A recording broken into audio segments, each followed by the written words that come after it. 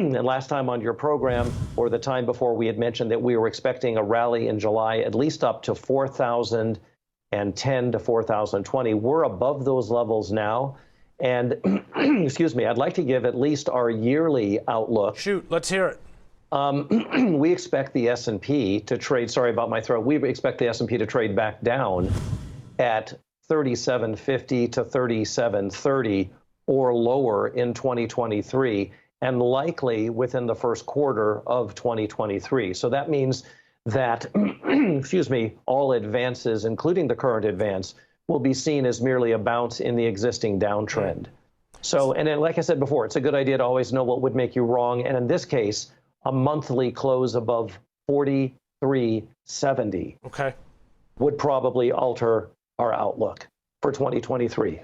Larry, take a second, grab a glass of water for a second, or a sip of some water, because I've got a couple more questions for you here, but no rush. I want you to be able to get the answers out here. And I get a little choked up thinking about seeing 3750 or 3730 again as well. Yeah. This is not what the bulls wanted to hear, considering, again, levels where we're currently trading 4,100. Now, I did mention at the top of the show, we're short of that June high. I think that's significant. 4,200 sounds like you've got your eye on a level a little bit above that, around 4,370. So, but we do know in these bear market conditions, Larry, you have to be kind of open to seeing some of these strong rallies, right? Ultimately, there will be some big moves to the upside, but what we're talking about is that longer-term trend here in this instance. Again, you're going all the way up to the first quarter of 2023 here. Yes, we actually think that the first quarter of 2023 is when we'll be back down. It's the general picture is for 2023, but we think it's been refined pretty closely to the first quarter that we'd be back down at 3750 to 3730. And as long as we're closing monthly below 4370, one other shorter term indication that people might be able to use, today traders, investors, market enthusiasts, and so on, is that normally we would expect the S&P to decline and test 4108 to 4106 or lower into Wednesday of this week, which is August 3rd. Now, if the S&P can't do that and instead is breaking out above 4144 near Wednesday, that's a temporarily much stronger position for the current market.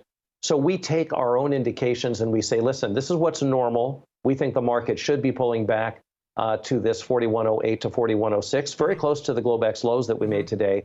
But if they can't, the market probably is in a pretty good uptrend for continued advance. And that does not change our forecast for 2023. I like it. I like it. A little bit of a short-term look here and kind of longer term in terms of the ES. And we did cover crude oil as well. Natural gas, we've discussed. Any other products that you have your eye on, any levels that you're watching and you think we should be dialed in on, David?